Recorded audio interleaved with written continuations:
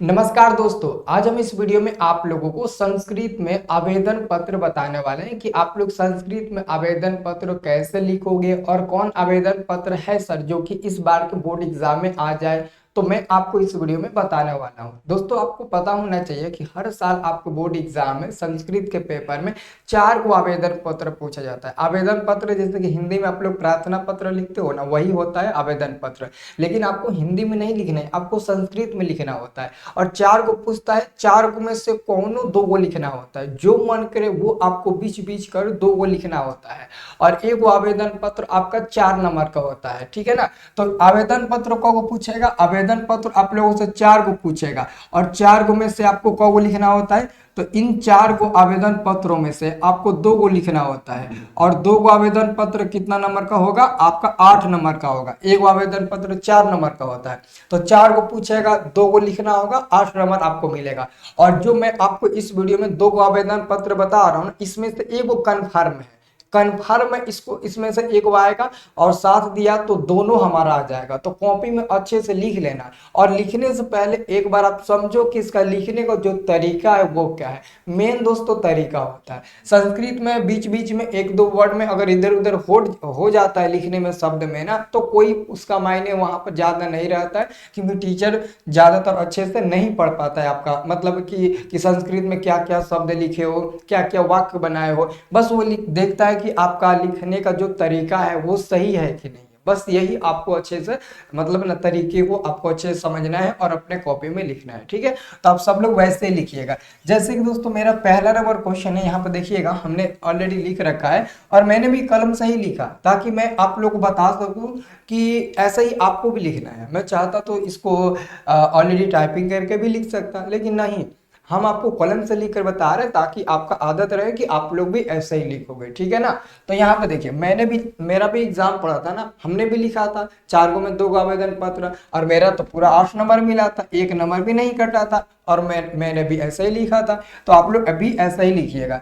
देखिए, पहला आपका आवेदन पत्र है कि अपने भाई के विवाह के अवकाश के लिए प्रधानाचार्यों को एक पत्र संस्कृत में लिखे। यानी कि अपने भाई के विवाह के अवकाश के लिए, विवाह मतलब समझते होंगे शादी के लिए, अवकाश का मतलब कि छुट्टी, मतलब अपने भाई के विवाह के लिए छुट्टी चाहिए आपको। तो उसके लिए आपको प्रधानाचार्य को आवेदन पत्र लिखना। अगर छुट्टी दोस्तों आपके ऊपर डिपेंड करता है कितने दिन की छुट्टी चाहिए, 2 दिन, 4 दिन, 5 दिन, उसमें आपको बीच में लिखना होगा। कहाँ लिखना है मैं आपको बता देता हूँ। बस 3 को सेंटेंस बढ़िया लिख देना, बाकी आपको पूरा नंबर मिल जाएगा। तो सबसे पहले दोस्तों आपको यहाँ पर लिखना है, सबसे पहले यहाँ पर ब्लू पेन का यूज करिएगा। मात्र दोस्तों ये लिखते समय एक ही जगह आपको ब्लैक पेन का यूज करना है, बाकी कहीं नहीं। यहाँ पर आप ब्लू पेन से लिखिएगा सेवायाम। क्या लिखिएगा? सेवायाम। जैसे कि आप लोग हिंदी में लिखते हो तो वहां पर लिखते हो ना कि सेवा में प्रधानाचार्य महोदय, ऐसे लिखते हो ना। तो यहाँ पर आपको सेवा में नहीं बल्कि सेवायाम लिखना है। क्या लिखना है? सेवायाम। और यहाँ पर लिखिएगा आदरणीय महोदय। आदरणीय महोदय विसर्ग लगा देना ताकि ये संस्कृत बन जाए। विसर्ग लगा दोगे संस्कृत बन जाएगा, विसर्ग हटा दोगे हिंदी में रह जाएगा। तो सबसे बढ़िया कि विसर्ग लगा देना। तो आदरणीय महोदय। और उसके बाद दोस्तों आप जिस स्कूल में भी पढ़ाई करते होंगे सभी लोग अपने अपने स्कूल का नाम लिखना। आप क्योंकि स्कूल में ही ना आप ये पत्र लिख रहे हो, स्कूल के ही ना टीचर मतलब प्रधानाध्यापक के पास, तो आपको क्या करना है, स्कूल का नाम अपने लिखना है। चाहे हिंदी में लिखो चाहे संस्कृत में लिखो, इसमें कोई मायने नहीं है। आप हिंदी में भी अपने स्कूल का नाम लिख सकते हो, ठीक है ना। तो हिंदी में अपने स्कूल का नाम लिखते ना, जैसे कि हमने लिखा राजवंशी देवी हाई स्कूल ठेपा, हमने अपने स्कूल का नाम लिख दिया। और स्कूल का नाम लिखने के बाद आपको विषय लिखना पड़ेगा। विषय बहुत लोग छोड़ देते हैं। विषय का मतलब होता है कि आप किसके संबंध में ये पत्र लिख रहे हैं। तो यहाँ पर विषय को ब्लैक पेन से रखिएगा, ब्लैक पेन से लिखिएगा विषय और डैश दीजिएगा। और ब्लू पेन से लिखिएगा अवकाश हेतु आवेदन पत्र, और यहाँ पर एगो पाई दे दीजिएगा। अवकाश हेतु आवेदन पत्र मतलब कि छुट्टी के लिए आवेदन पत्र हम लिख रहे हैं। अगर क्वेश्चन में ऊपर कहेगा कि अपने भाई के विवाह के लिए छुट्टी हेतु आवेदन पत्र लिखे, तो छुट्टी का मतलब अवकाश ही होता है। तो अवकाश के जगह पर छुट्टी भी देना तो समझना यही है, ठीक है ना। अभी ना समझना कि दूसरा कोई हो जाएगा, यही होगा। उसके बाद आप लोग यहीं से लिखना स्टार्ट करना। ये वाला है ना, यहाँ से नहीं, यहाँ से इसके समानटी से ही आपको ये वाला शब्द लिखना स्टार्ट करना है। तो देखो हिंदी में लिखते हो सविनय निवेदन यह है कि, ऐसे लिखते हो ना, तो उसी को संस्कृत में लिखना है सविनयम निवेदनम, तो ऊपर बिंदु लगा देंगे तो म में बदल जाएगा और वो संस्कृत का रूप धारण कर लेगा। तो यहाँ पर लिखिएगा सविनयम निवेदनम अस्ति यत मम भरातु विवाह सभविष्यति, यानी कि सविनयम निवेदनम यह है कि मेरे भाई का विवाह होने जा रहा है, इसका ये मतलब कि हिंदी हुआ।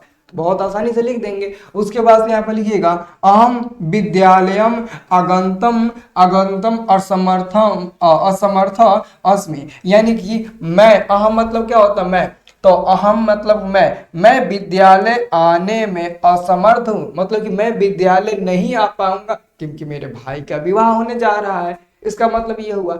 उसके बाद यहाँ पर लिखिएगा अतः मह्यम, इसका मतलब हुआ अतः मुझे कितना तारीख से लेकर कितना तारीख तक आपको छुट्टी चाहिए। जैसे कि मानते हैं आपको छुट्टी चाहिए 16/2/2025 से लेकर 20/2/2025 तक आपको छुट्टी चाहिए। तो 4 दिन की छुट्टी चाहिए, तो जिस तारीख से लेकर जिस तारीख तक छुट्टी चाहिए उसका आप लोग डेट लिख देना। उसके बाद से यहाँ पे लिखना अवकाश प्रदायकृत, यानी कि अतः मुझे इतना से लेकर इतना तारीख तक छुट्टी देने की कृपया कोशिश करें। ओके, ये लिख देना। और इतना लिख देने के बाद आपको नीचे जाना है और बस आपको इसमें और कुछ नहीं लिखना है, बस आपका यही मेन है, लिख दिए। और जैसे कि हिंदी में लिखते हो ना आपका आज्ञाकारी शिष्य, ठीक है ना, ऐसे लिखते हो ना, तो यहाँ पर संस्कृत में आपको लिखना है भौदीय शिष्य। क्या लिखना है?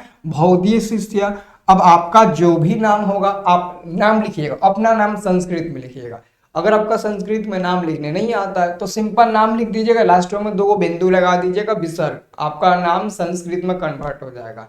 जैसे कि आपका नाम है श्याम तो श्याम, आपका नाम है विशाल तो विशाल, आपका नाम है राहुल तो राहुल, ऐसे लिख दीजिएगा, मतलब कि संस्कृत में कन्वर्ट हो जाए। ठीक है, तो जैसे मैंने लिखा, मेरा नाम तो पता ही है रंजन, तो मैंने क्या किया विसर्ग लगा दिया रंजना, हो गया ना। उसके बाद से आप लोग हिंदी में नहीं संस्कृत में ही आप लिखिएगा। जैसे कि कक्षा, तो कक्षा को कक्षाम बना दीजिएगा, वो संस्कृत में बदल जाएगा। तो कक्षाम, और 10वीं भी लिख सकते हो और संस्कृत में 10वीं भी लिख सकते हो, दोनों मायने रहता है, दोनों में से कोई भी लिख सकते हो। ठीक है, तो ये हमारा पहला हो गया और इसको अच्छे से आप लोग लिख लेना स्क्रॉल डाउन करके बढ़िया तरीके से।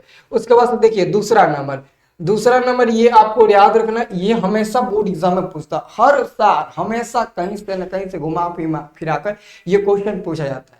और क्वेश्चन देखने से ही आपको पता चल जाएगा कि हाँ सर ये तो क्वेश्चन बहुत इंपॉर्टेंट है। दूसरा नंबर कि शुल्क माफ करने हेतु अपने प्रधानाध्यापक को एक संस्कृत में आवेदन पत्र लिखे, मतलब कि परीक्षा शुल्क माफ करने हेतु, पैसा माफ करने हेतु, परीक्षा शुल्क माफ करने हेतु अपने प्रधानाध्यापक के पास एक संस्कृत में आवेदन पत्र लिखना है। तो यहाँ पर भी आपको वही प्रोसेस करना है, सेवायाम लिखना है। क्या लिखना है? सेवायाम। उसके जस्ट नीचे लिखना है प्रधानाचार्य महोदय। उसके बाद से आप अपने स्कूल का नाम लिख दीजिएगा, ठीक है ना, जो भी अपने स्कूल का नाम होगा आपके, तो यहाँ पर आप लोग लिख दीजिएगा। लिखने के बाद यहाँ पर आप विषय में क्या लिखिएगा, देखिए हमने ब्लैक पेन से लिखा है विषय में, तो विषय में यहाँ पर क्या लिखिएगा आप क्या लिखेंगे विषय में? तो विषय में किसके बारे में लिखा जा रहा है? तो शुल्क माफ करने हेतु, तो यहाँ पर लिखिएगा शुल्क माफ करने हेतु आवेदन पत्र, और यहाँ पर पाई दे दीजिएगा, मतलब कि शुल्क माफ करने हेतु के संबंध में हम आवेदन पत्र प्रधानाध्यापक के पास लिख रहे हैं। ठीक है, और यहाँ पर भी वही प्रोसेस आपका होगा और वहीं से लिखना स्टार्ट करिएगा। कहाँ से आपको लिखना स्टार्ट करना है, ध्यान से देखिएगा, इसी के जस्ट सामने से ही देखो हम यहाँ पर लिखना स्टार्ट किए हैं। ठीक है ना, तो हम लिखे हैं यहाँ पर भी सविनयम, सब में यही लिखना है ज्यादातर, 80% क्वेश्चन में सविनय निवेदनम यस्ति अत, ये सब 80% क्वेश्चन में यही लिखना होता है। ठीक है, तो सविनयम